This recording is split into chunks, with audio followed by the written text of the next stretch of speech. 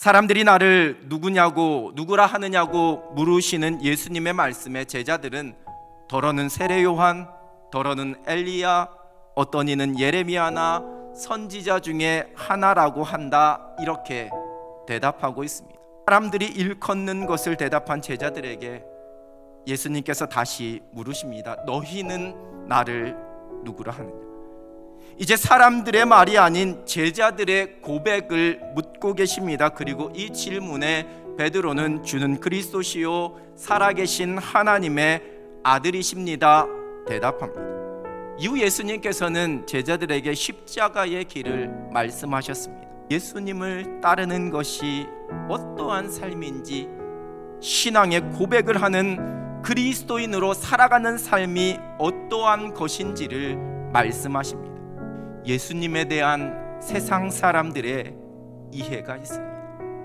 신앙이 없는 사람들도 예수님에 대해서 들어서 잘 알고 있습니다. 어떤 이들은 성인이다, 위인 중에 한 사람이다 이야기합니다. 지식입니다.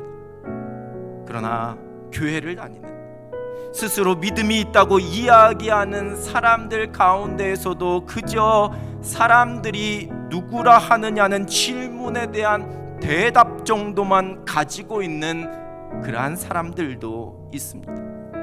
신앙의 연수가 쌓여지니 듣고 얻게 된 지식이 있습니다. 성경의 이야기, 예수님의 이야기에 대해서 들어왔던 지식이 있습니다. 설교를 통해 듣게 된 기독교 교리에 대한, 신앙에 대한, 교회에 대한 지식이 있습니다. 그래서 나를 누구라 하느냐는 예수님의 질문에 틀리지 않는 답을 할 수 있을지 모릅니다. 지식으로 예수님을 이해하고 고백합니다. 내가 경험하고 믿고 있는 것과는 상관이 없습니다. 그렇다고 하더라, 그렇게 알고 있다 정도의 대답입니다. 그러나 예수님께서는 사람들이 나를 누구라 하느냐는 그 질문에 관심이 있으신 것이 아닙니다.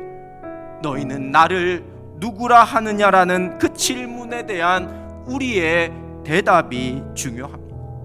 우리가 고백해야 할 믿음의 고백이 있습니다.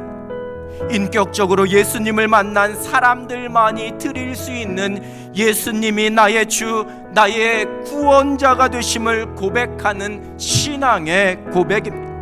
여러분, 머릿속에 지식이 아닙니다. 교리에 대한 이해가 아닙니다. 신앙의 고백입니다. 성령께서 우리의 마음을 감동시켜 주셔서 고백하게 하시는 나의 주, 나의 그리스도에 대한 고백입니다.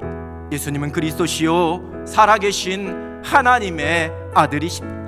예수님이 나를 위해 십자가를 지시고 죽으시고 부활하신 나의 주님, 나의 구주가 되십니다. 그리고 우리의 고백은 여기에서 한 발 더 나아가야, 마음과 입술로 드리는 신앙의 고백을 넘어서 이제 우리의 삶으로 감당해야지만 되는 신앙 고백이 있습니다. 입술로는 고백했지만 예수님이 십자가에 대한 말씀 앞에 그 사람의 일을 먼저 생각함으로 책망받은 베드로처럼 되지 않아야 합니다. 자기를 부인하고 십자가를 지고 예수님을 따라가면서 우리가 드려야 할 우리의 삶의 고백이 있습니다.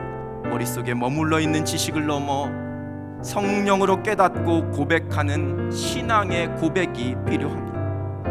입술로 드리는, 마음에만 담아놓는 신앙의 고백을 넘어서 이제 십자가를 지고 살아가는 우리의 삶으로 드리는 고백이 필요합니다. 지식을 넘어 입술과 마음으로, 입술과 마음을 넘어 삶으로 예수님을, 그 믿음을 고백하며 살아가는 사람, 그 사람이 곧 예수님의 사람입니다. 너희는 나를 누구라 하느냐?